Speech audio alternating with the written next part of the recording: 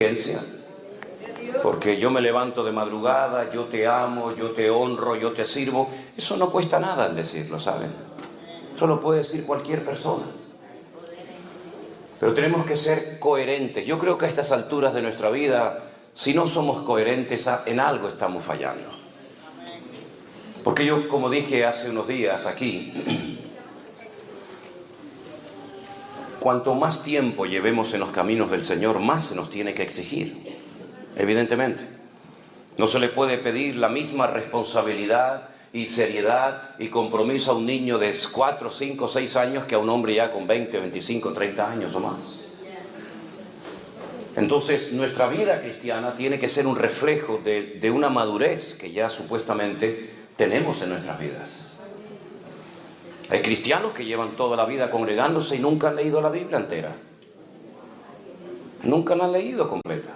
De hecho, hay hermanos que me han dicho, después de los días del confinamiento, de la pandemia en el año 2020, en marzo del 2020, que recién en aquellos cultos, en aquellos días, es cuando se plantearon por fin, en serio, comenzar a leer la Biblia, cosa que prácticamente ni hacían.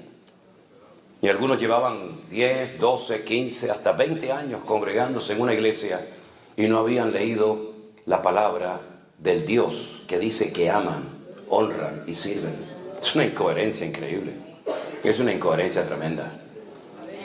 Decir yo te amo, decir yo te adoro, decir yo te sirvo, está muy lindo, está muy hermoso. A nosotros los cristianos nos gusta cantar, ¿verdad? Nos gusta adorar al Señor.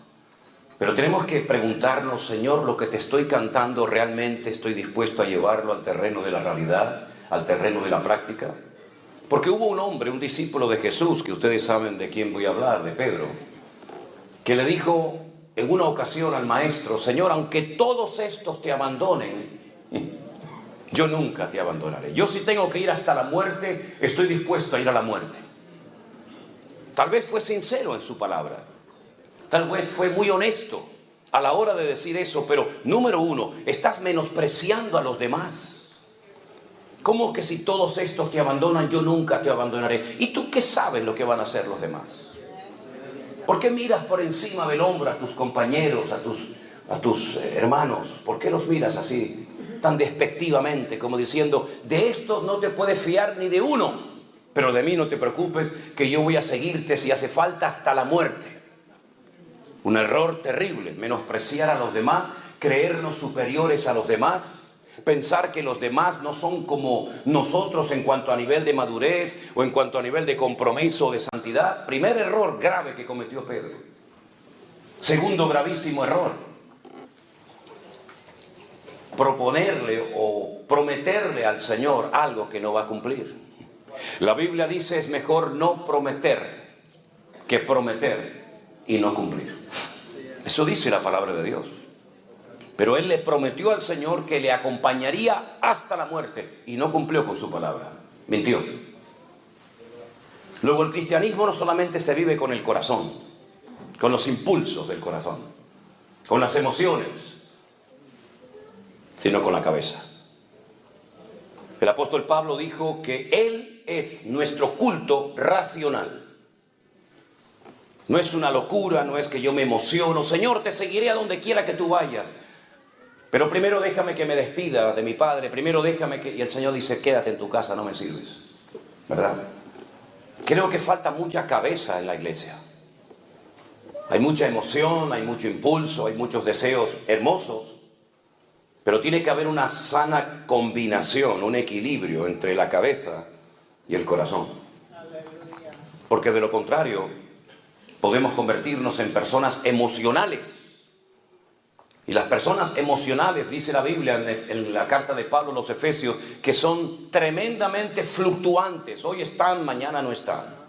Hoy a por todas, mañana no sé dónde me he metido, etcétera, etcétera, ¿verdad? Así que es cabeza y corazón. Siguiente error que cometió fue cuando el Señor Jesús fue al jardín de Getsemaní, al huerto de Getsemaní, a orar. Y le dijo a sus discípulos, incluido a Pedro, orad por mí, porque hoy, esta noche, mi alma está triste hasta la muerte. Esto es para los que dicen que un cristiano no puede estar triste. Si mi Señor estuvo triste, y pidió oración, ¿cómo no voy a estar yo en algún momento de mi vida decaído, triste o desanimado? ¿Verdad? ¿Y qué hizo el Señor? ¿Ocultó su tristeza? ¿Aparentó, fingió que estaba pasándolo mal? No, Él pidió oración, como tenemos que hacer todos y cada uno de nosotros. Hermanos, oren por mí, yo oro por ustedes, ustedes oren por mí, mutuamente nos apoyamos juntos en el nombre del Señor. El Señor va al huerto de Getsemaní a orar. Y Él, curiosamente, nos dice, de los 4 evangelios, hay uno que nos dice que Él llevaba escondida en su ropa una espada. No sé para qué tiene que llevar un discípulo de Cristo una espada, o un cristiano una pistola, o una metralleta. ¿Será que esa promesa de que el ángel del Señor acampa alrededor de nosotros y nos defiende no es suficiente? Entonces dice la Escritura que cuando vinieron a prender al maestro, Pedro sacó la espada y dice que le cortó la oreja al siervo del centurión. ¿Cómo tenía que sangrar y gritar aquel muchacho en plena oscuridad, verdad? Cortarte una oreja tiene que ser algo terrible. Pero yo tengo una opinión personal, no es Biblia, pero tengo mi opinión personal. Yo creo que realmente lo que Pedro quiso hacer es cortarle la cabeza. Pero aquel muchacho tuvo reflejos y la movió y solamente le cortó la oreja, pero probablemente lo hubiera matado esa noche. Y el Señor Jesús no lo felicitó como en otras ocasiones, sino que le dijo, guarda tu espada, porque el que a espada mata, a espada muere. Yo no necesito que usted me defienda, así que guarda tu espada. Un grave error de Pedro, aparte de los que ya he mencionado, es defender al Señor con armas carnales. La Biblia dice, aunque andamos en la carne, no militamos según la carne, porque las armas de nuestra milicia no son carnales, pero son poderosas en Dios para destruir fortalezas y para llevar cautivo todo pensamiento a la obediencia de Cristo Jesús. No es con espada, no es con ejércitos, es con mi Santo Espíritu, dice el Señor. Y la Biblia habla de una espada, pero la espada del Espíritu, que es la palabra de Dios. Y no mis armas carnales, como puede ser el carisma, la elocuencia, la experiencia, etcétera, etcétera. Otro error terrible que cometió Pedro. Pero siguió descendiendo, porque se había olvidado de una palabra que el Señor le había dado esa noche. Antes de que el gallo cante, tú me negarás 3 veces.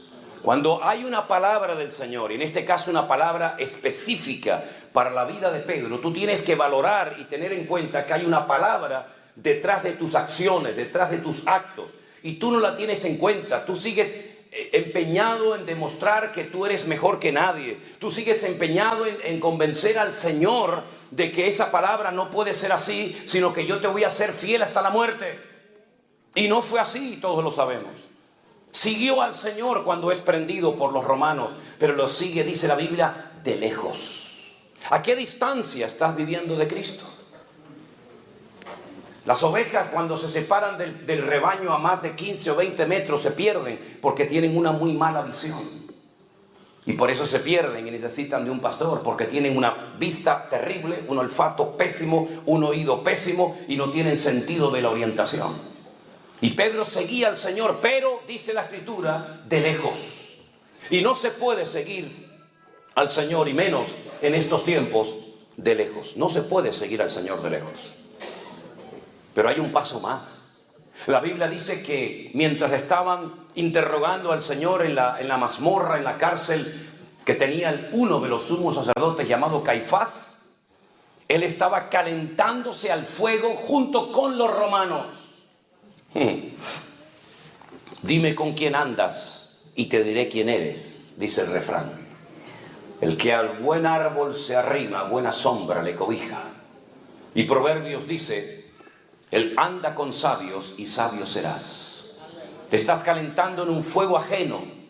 Ya tu corazón no arde con el fuego del Señor, sino con un fuego ajeno. ¿Qué conversaciones? ¿Qué bromas? ¿Qué cosas estaban hablando ahí? No es tu lugar, tú no tienes por qué estar ahí, no vas a tener fuerza para poder soportar la presión que te va a venir encima. Dice la Biblia que las malas, escuche bien esto, las malas conversaciones corrompen las buenas costumbres. Y Pedro estaba en medio de un ambiente que no era el idóneo.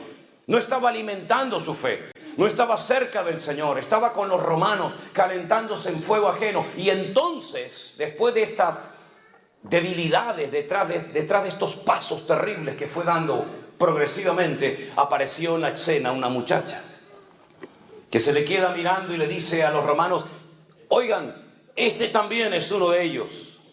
Y Pedro dice: te equivocas, yo no soy ninguno de ellos. Sí, tú eres uno de ellos. Yo te vi caminando con Jesús y con el resto de sus discípulos. Y negó, y al momento, dice la Biblia, que el gallo cantó.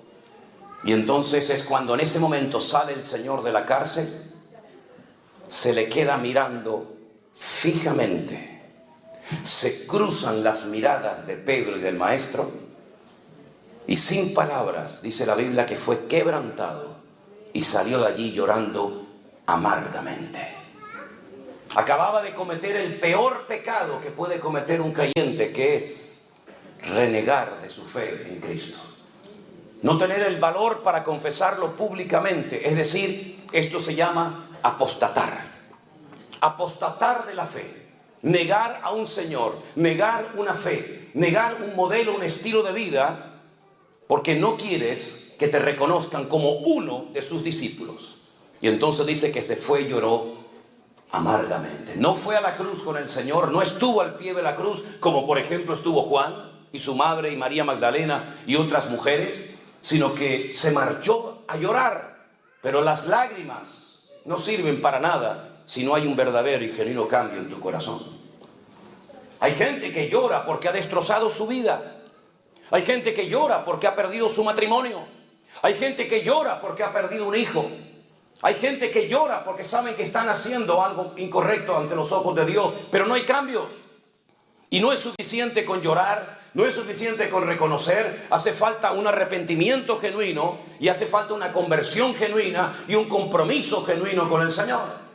Y Pedro lo único que hacía era llorar y llorar y llorar, pero las lágrimas solamente no cambian a nadie. La historia dice que se llevaron al Maestro y efectivamente lo crucificaron, lo colgaron en un madero.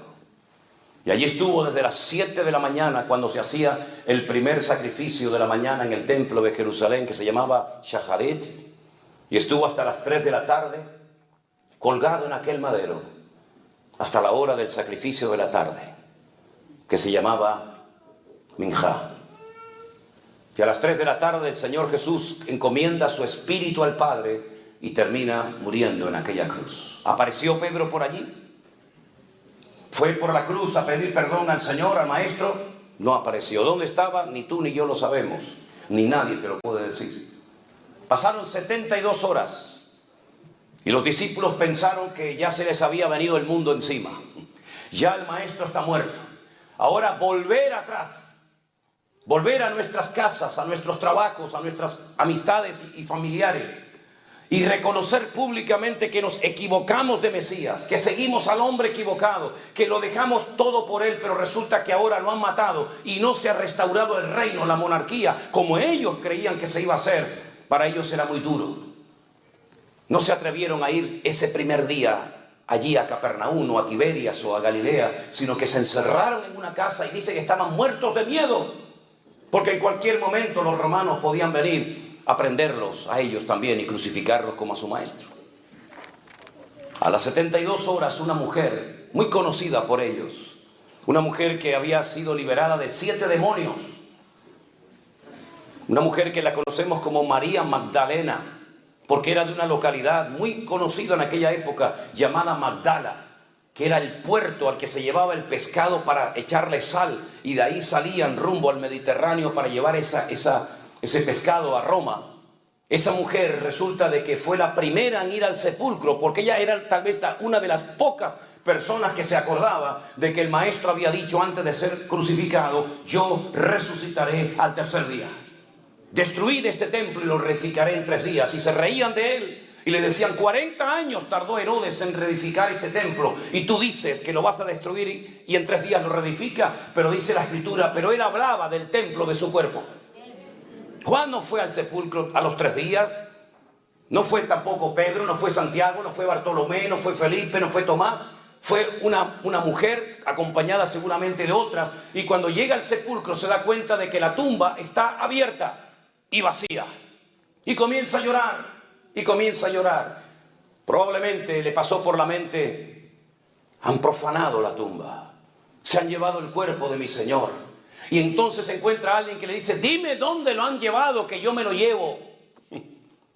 Es increíble, ¿verdad? Y en ese momento oye una voz que le dice: María. Y ella reconoce, porque las buenas ovejas reconocen la voz de su pastor. Y le dice: no sigas llorando, María, no busques entre los muertos al que vive, porque ha resucitado. Y ella va corriendo a esa habitación, a ese aposento alto, a esa casa, donde los discípulos están muertos de miedo, llorando, temblando, porque piensan que también sus vidas van a morir en cualquier momento. Y cuando llega les dice: el maestro está vivo, lo he visto, he hablado con él, está vivo. Y le dicen: ¿cómo que está vivo? Salen corriendo al sepulcro y dice la Biblia que Juan llegó primero, pero no entró. Y después llegó Pedro y dice: entró, vio y creyó. Y vio una tumba vacía. Vio el sudario bien puesto, bien colocado en la tumba, lo cual significa, cuando un comensal, cuando una persona estaba comiendo y por ejemplo tenía que ausentarse para atender a alguien o ir al baño o lo que fuera, si iba a volver, dejaba bien doblada la servilleta. Y eso significaba para los esclavos, cuando pasaban y veían, por ejemplo, todo así bien colocadito en la mesa, significa que el Señor, la persona que está comiendo en ese lugar, va a volver otra vez. Pero si lo hacía así, lo arrugaba y lo tiraba así en la mesa, déjenlo ahí, no se preocupen, significa: ya terminé, no voy a volver más, no quiero comer más. Y cuando el Señor Jesucristo resucitó, dice que el sudario y todo lo que le habían colocado alrededor de su cabeza y de su cuerpo estaba bien doblado, bien colocado en su sitio, lo cual significa: volveré otra vez. Y por eso entró, vio y creyó, dice la Biblia. Y la tumba estaba vacía y pudieron entrar porque aquella roca enorme que rodaba y quedaba herméticamente cerrado el sepulcro estaba rodada. Pero como he dicho en muchas ocasiones, la piedra no se movió para que pudiera salir el Señor. La piedra se movió para que ustedes que no creen puedan entrar y ver que la tumba está vacía. ¡Aleluya! ¡Gloria a Dios! Y entonces, él creyó, pero aún no le ha visto. Pero es que María Magdalena no solamente había hablado con el maestro, sino que había recibido un mandato. Y le dijo, escuchen bien esto, porque esto es para mí tremendamente interesante. Le dice María Magdalena, el Señor le dice a María Magdalena: vete a mis discípulos y diles que vayan a Galilea, que allí me encontraré con ellos, y a Pedro. Dice: dile a mis discípulos, y a Pedro, que vayan a Galilea. ¿Por qué dice discípulos y aparte pone a Pedro? Porque tú dijiste públicamente, delante de muchos testigos, y en la Biblia con que hubiera 2 testigos, máximo 3 ya era suficiente. Y tú dijiste delante de muchos testigos que tú no me conocías, que tú no querías saber nada conmigo, que tú no te identificabas conmigo, por lo tanto ya no eres un discípulo. Pero díganle también a Pedro que suba. Le hubiéramos dicho nosotros al Señor, a Pedro, si hubiéramos sido el maestro: sube también tú a Galilea. O le hubiéramos dicho: mira, ¿tú para qué vas a subir? Si en el momento más necesario de mi vida no apareciste. ¿Cómo puedo confiar en un hombre que me promete una serie de cosas y luego no las cumple? Yo no me fío de ti, yo no puedo darte otra vez otra oportunidad, porque tú has fallado a todo lo que has dicho. No has acertado ni una, querido. Pero sin embargo el Señor en la Biblia nos enseña que no solamente salva y libera y sana, sino que también el Señor de la Biblia es un Dios que restaura a la gente que ha caído y tropezado. Y entonces Pedro necesitaba ser restaurado. Pero ¿cómo va a ser restaurado un hombre que acaba de negar hace 72 horas al maestro? Vamos a verlo en la Biblia. Algunos decían: hoy no va a leer la Biblia el pastor. Sí, pasa que esto es una introducción a lo que voy a predicar ahora, para situarnos, ¿no?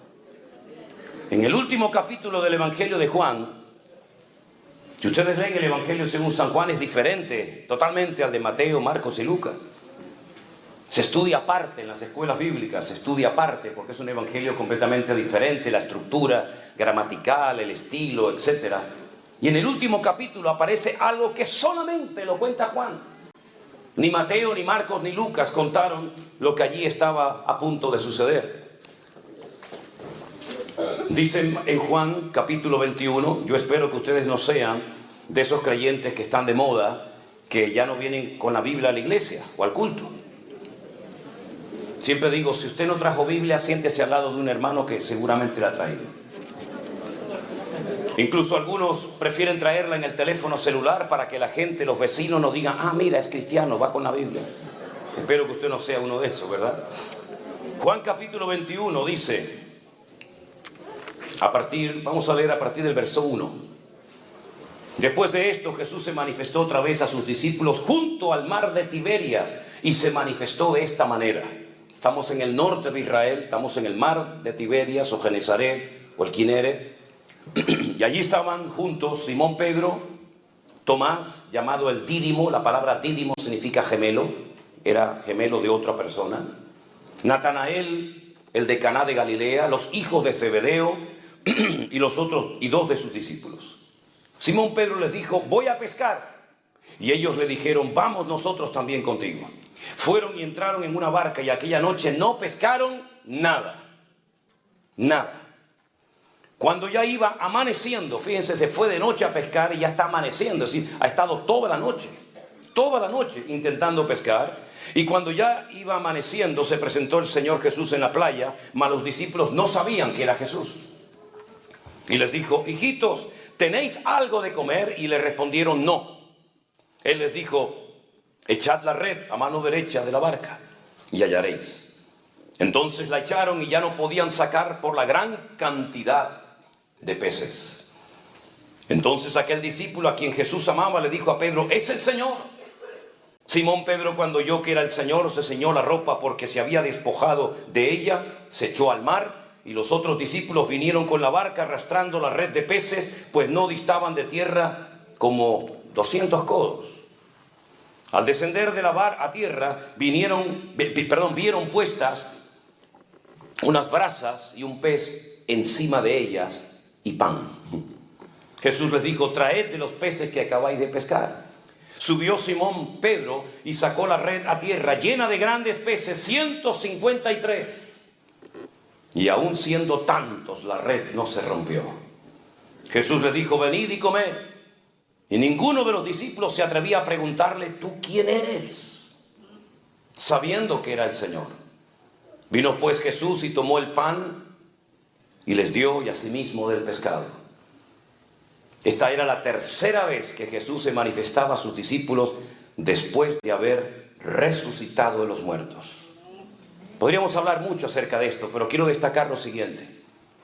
Días atrás el Señor le había pedido a Pedro, a Jacobo y a Juan que fueran con él al huerto de Getsemaní a orar junto con él, ¿se acuerdan? ¿Y qué pasó? Se quedaron dormidos. Los despertaba y se volvían a quedar dormidos. Los despertaba y se volvían a quedar dormidos. Y ya la tercera vez le dijo el Señor, seguid durmiendo. ¿No habéis podido velar conmigo una hora? ¿No os he pedido toda una noche de vigilia? ¿Os he pedido una hora de oración juntamente conmigo y no habéis sido capaces? Y ahora resulta que se nos encuentra en el mar de Galilea y dice la Biblia que han estado toda la noche hasta el amanecer intentando pescar y no han pescado nada. Oye, qué curioso, ¿no? 3 días atrás te quedabas dormido cuando te pedí que oraras por mí una hora. Y ahora para tu trabajo has estado toda la noche sin obtener ningún tipo de resultado y no te ha entrado sueño. Qué cosa más rara, ¿no? Bueno, eso pasa hoy en día también a algunos cristianos. Hermano, no tengo tiempo para leer la Biblia, no tengo tiempo para ir a la iglesia, no tengo tiempo para las cosas del Señor, pero luego para tu trabajo siempre te las arreglas para tener tiempo. Eso pasa en Europa, en Estados Unidos diferente, porque ustedes están en un nivel espiritual superior al nuestro. Nosotros de la vieja Europa estamos todavía en pañales, ustedes ya han superado esto, ¿verdad? Bueno, está bien. Cuando hubieron comido, ya están satisfechos, ya han comido, ¿no? Ya están contentos. Ok, ahora viene. Fíjense cómo el Señor restauró a Pedro. Jesús le dijo a Simón Pedro. Simón, hijo de Jonás. No el Jonás del Antiguo Testamento, evidentemente, otro Jonás, ¿no? ¿Por qué le menciona al Padre? ¿Qué tiene que ver el nombre del Padre con lo que el Señor está a punto de hacer en Pedro? Simón, hijo de Jonás, ¿me amas? ¿Me amas más que estos? Y él le respondió, sí, Señor, tú sabes que te amo. Y él le dijo, apacienta mis corderos. Jonás fue un profeta que sabía la voluntad de Dios, pero fue un profeta rebelde. No quiso poner en práctica el llamado de Dios para su vida. Y por eso te estoy mencionando el nombre de tu padre. Porque has actuado hace unos días atrás exactamente igual, bajo la misma rebeldía y desobediencia de aquel profeta del Antiguo Testamento llamado Jonás, que estaba en Israel. El Señor lo manda a Nínive y él coge un barco en Jaffa o en Jope y se va en dirección opuesta rumbo a España, donde está Tarsis, en el sur de España. Y tú has sido exactamente igual. Tú prometiste un montón de cosas. Tú dijiste que ibas a estar allí. Tú dijiste que aunque todos me abandonaran, contigo se podía contar. Tú has sido otro Jonás, que sabías lo que tenías que hacer, pero no lo cumpliste. Por eso le recuerda el Señor el nombre de su papá, de Jonás, el profeta rebelde.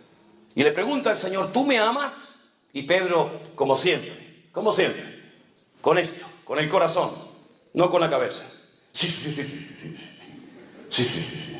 Cristo, yo te amo. Bueno, pues si me amas, demuéstralo.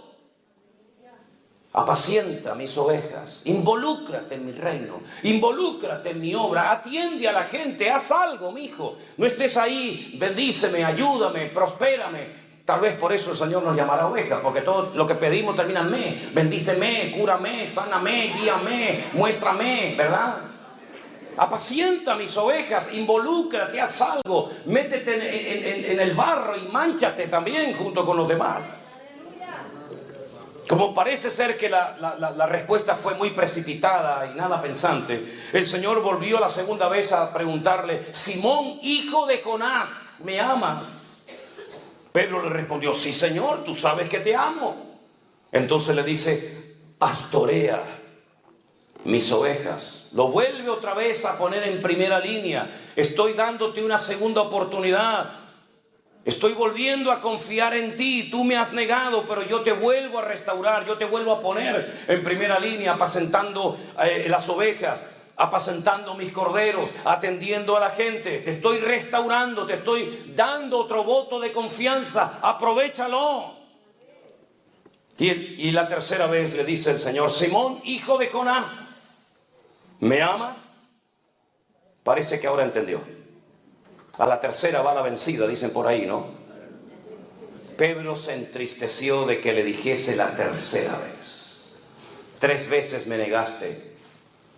3 veces tendrás que confesar públicamente delante de estos testigos que tú me amas. Señor, tú lo sabes todo. Tú sabes que yo te amo. Jesús le dijo, pues, apacienta mis ovejas. El Nuevo Testamento se escribió en griego. Y en el griego, como bien saben ustedes, hay varias palabras para hacer referencia al amor. No es como en nuestros idiomas que hay una y ya está. Y por el contexto tienes que interpretar a qué tipo de amor estamos haciendo referencia. En el griego no. En el griego, igual que en el hebreo, hay palabras concretas y específicas para que la gente no malinterprete el mensaje. Está la palabra eros, está la palabra fileo y está la palabra ágape. Las 3 hablan de amor, pero de distintos amores. El amor ágape, para más información, lo pueden encontrar descrito perfectamente por la pluma de Pablo en 1 Corintios capítulo 13. El amor nunca deja de ser, todo lo cree, todo lo soporta, todo lo espera, ¿verdad? No se irrita, no guarda rencor, no busca lo suyo. Ese es el amor ágape. Y el Señor le está diciendo en el texto griego, le dice, Pedro, ¿tú me agapeas? Y Pedro le responde, Señor, yo te fileo. Eso no se puede ver en ningún otro idioma más que en el texto original. Si yo te estoy pidiendo este nivel de amor y tú me estás bajando el listón y me dices te amo, pero no como yo te amé a ti, sino como tú crees que me puede llegar a mí, y a mí no me sirve con ese amor tan bajo que tú me estás diciendo tener por mí. El amor, si es verdaderamente auténtico y un amor ágape como el de Dios, es un amor que está dispuesto a sufrir, está dispuesto a pasar desapercibido por amor a la otra persona. Está dispuesto a darle una oportunidad a la persona que te ha ofendido. Por eso yo creo que el gran pecado de la iglesia no es que ha caído en falsas doctrinas, que también, por cierto. El gran pecado de la iglesia no son las divisiones internas que nos han caracterizado durante años, que las hay también. El gran pecado de la iglesia y de todos nosotros es que no amamos a Dios como lo deberíamos de amar. Somos capaces de estar una hora cantando y repitiendo lo mismo, pero en el fondo realmente amamos a Dios por encima de padre, de madre, de dinero, de trabajo, de nuestra propia vida. Amamos realmente a Dios. Cuando le preguntaron al Señor cuál es el mayor y principal mandamiento, podía haber citado cualquiera. Hay 613 mandamientos en la ley de Moisés. Y él dijo, el principal mandamiento de todos es este: escucha, Israel, el Señor nuestro Dios uno es. Y amarás al Señor tu Dios con toda tu alma, con todas tus fuerzas y con todo tu corazón. Y estas son las primeras palabras que aprende un niño de labios de su propio padre. Y las repiten por la mañana, y las repiten por la tarde, y las repiten por la noche, todos los días de su vida. Shema Israel, Adonai Eloheinu, Adonai Echad. Ve'ahavta Adonai Elohecha, bechol levavecha, uchol nafecha, uchol meodecha. Todos los días repiten esto. Amar a Dios, amar a Dios, amar a Dios, amar a Dios. Amar a Dios con todas las fuerzas. ¿Qué significa? Que tengo que apretar así todos mis músculos para decir te amo, te amo. No, es con todos mis recursos. Eso significa con todas mis fuerzas. Amar a Dios con toda la fuerza significa que Él es lo primero en mi vida. Primero que mi padre, que mi madre, que mi hijo. Ahora pueden entender cuando aquel le dijo, bueno, yo te seguiré, pero deja que primero entierre a mi padre. Los hijos no podían salir de la casa paterna hasta que el viejo muriera, porque si no quedaban automáticamente desheredados. Era una falta de respeto que un hijo saliera de la cobertura del padre hasta que el padre no le diera permiso, hasta que el padre muriera. ¿Cuánto podía durar el hombre? 10 años, 20 años, 40, no sé cuánto. Pero el Señor le dijo, no me sirves. Porque si pones primero a tu padre, o a tu madre, o a tu trabajo, o a lo que sea, no eres digno de ser mi discípulo. Porque es amarás al Señor por encima de todo y de todos. Ahora entendemos la repercusión de la vida, el impacto en el mundo espiritual que tuvo Abraham cuando el Señor le dijo, sal de tu tierra y sal de tu parentela. Hizo todo lo contrario a aquel que dijo, deja que primero entierre a mi padre. Deja que primero me despida de mi familia. Deja que quede bien con ellos y le explique a lo que me voy a dedicar y tratar de llevarme bien con ellos, y cuando yo tenga el problema social o familiar resuelto, entonces te sigo. No hay condiciones cuando Dios nos llama. Es sí o sí, todo o nada. O entras o sales, no hay medias tintas. O siembras o esparramas. No hay condiciones a la hora de obedecer al Señor. Por eso hoy vuelvo a repetir, amamos realmente al Señor. Yo creo que en lo más profundo de nuestro corazón no somos conscientes de lo que significa yo amo a Dios. Amar a Dios es mucho más que leer la Biblia. Amar a Dios es mucho más que dar una ofrenda en un culto. Amar a Dios es mucho más que hablar en lenguas o levantar las manos o pagar diezmos y ofrendas o primicias y todo eso que se han inventado algunos por ahí. Amar a Dios es mucho más que cantar unas alabanzas un domingo a la mañana o un jueves a la tarde. Amar a Dios significa que ya no vivo yo, mas vive Cristo en mí.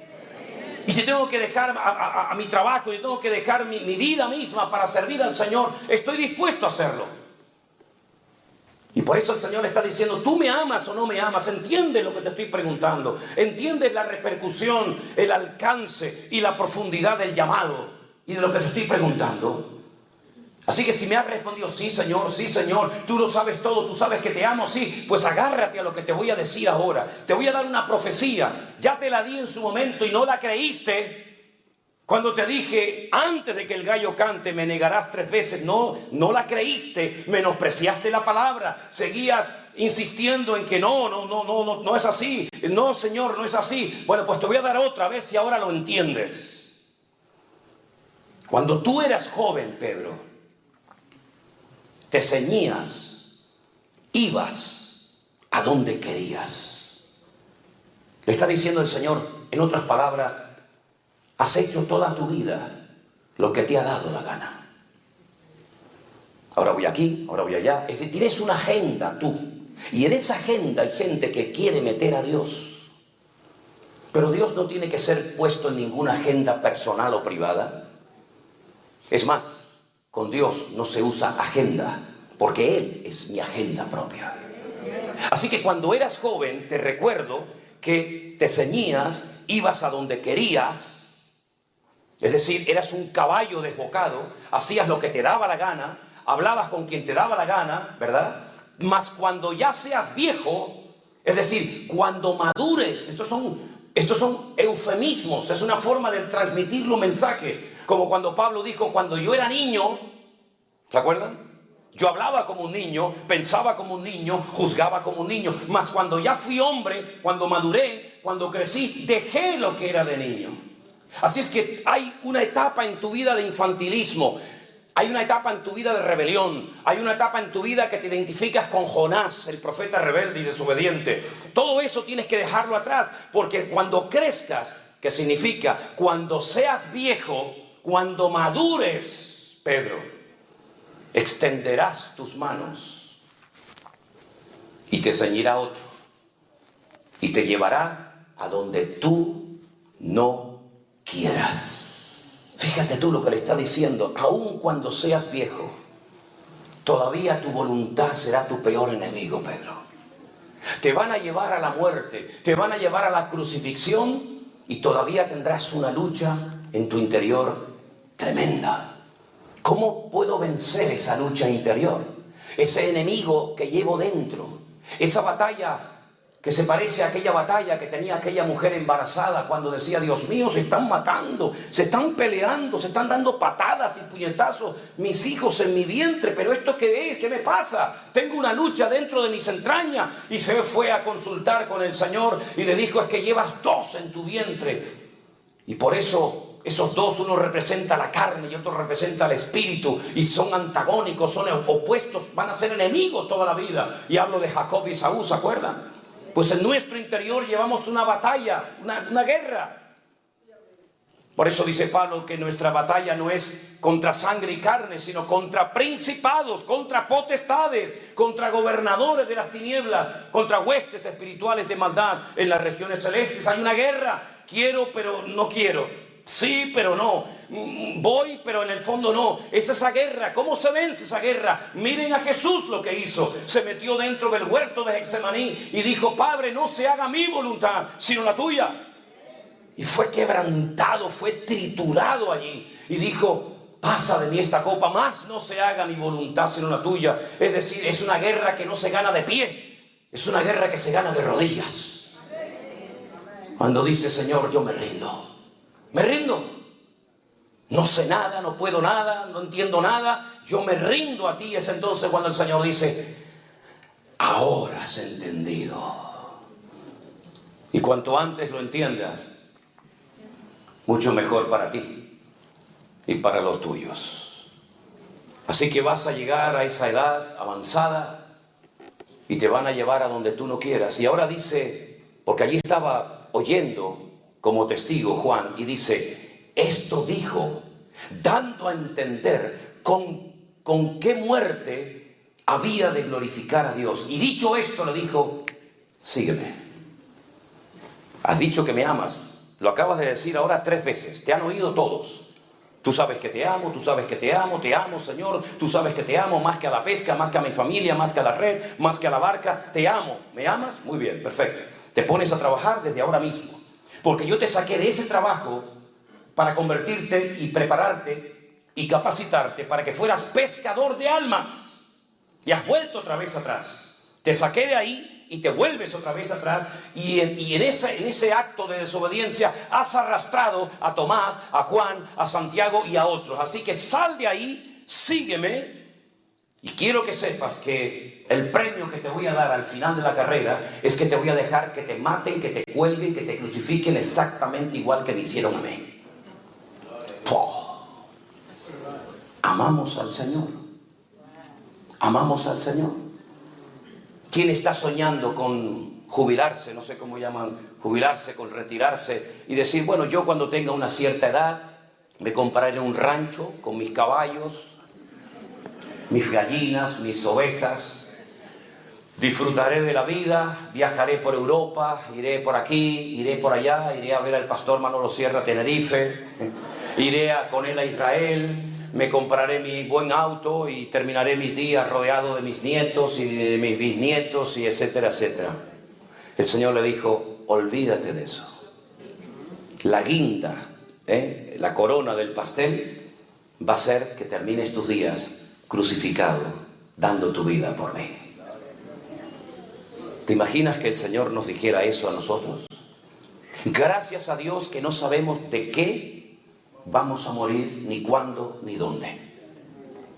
Gracias a Dios que no sabemos si moriremos de un accidente de tráfico, de una caída de un avión o de lo que sea. Gracias a Dios que no lo sabemos, pero Él sí lo sabía. Él sí sabía de que iba a morir. Y vivió con esa presión, por decirlo de alguna manera, durante toda su vida, hasta que en Roma lo agarra Nerón y le dice, aquí lo tenemos, ya lo hemos encontrado.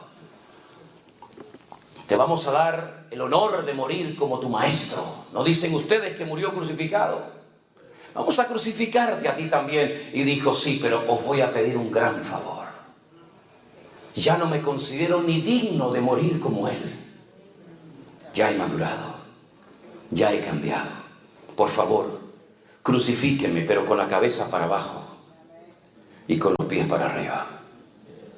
Y tú dices, Dios mío, qué madurez, qué crecimiento, qué desarrollo experimentó este hombre que cayó, negó al Señor, pero terminó dando su vida por la causa del Evangelio de Cristo Jesús.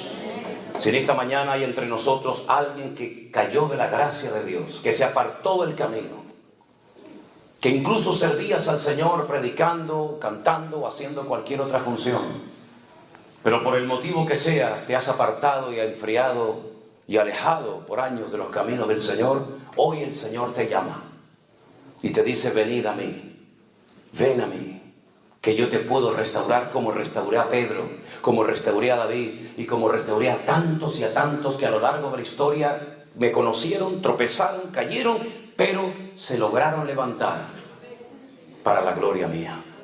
Cierra tus ojos en esta mañana y pregúntate a ti mismo, ¿amo yo verdaderamente al Señor a esta altura y nivel?